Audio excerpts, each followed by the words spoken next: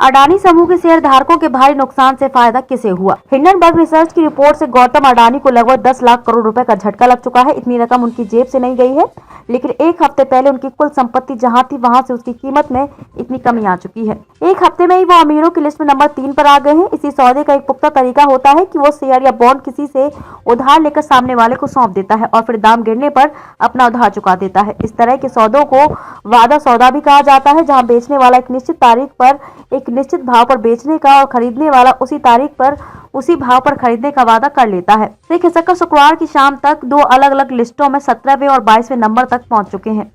शनिवार रविवार को बाजार बंद रहने के बाद सोमवार को जब खुले तब भी अडानी समूह की कई कंपनियों के शेयरों में बिकवाली का दौर जारी था। लेकिन बड़ा सवाल ये है कि अडानी समूह के शेयर धारकों के इतने भयानक नुकसान से फायदा कैसे हुआ?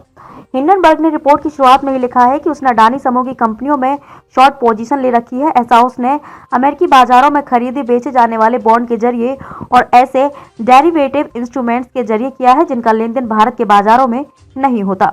शॉर्ट पोजीशन का सीधा अर्थ होता है बिकवाली का सौदा। फिर इसे सीधे सीधे बेचना या बिकवाली क्यों नहीं कहते? ऐसा इसलिए कि जब किसी के पास शेयर या बॉन्ड होते हैं तब वो सीधे उन्हें बेचकर पैसे वसूल सकता है, लेकिन शॉर्ट का अर्थ होता है कि बेचने वाले के पास भी शेयर या इस मामले में बॉन्ड नहीं है, लेकिन उसे पूरी उम्मीद है कि आज उनका जो भाव है जल्द ही वो वहां से गिरने वाला है, इसलिए वो आज बेचने का सौदा कर लेता है और गिरावट के बाद नीचे भाव पर शेयर या बॉन्ड खरीद कर उन्हें खरीदार को सौंप देता है।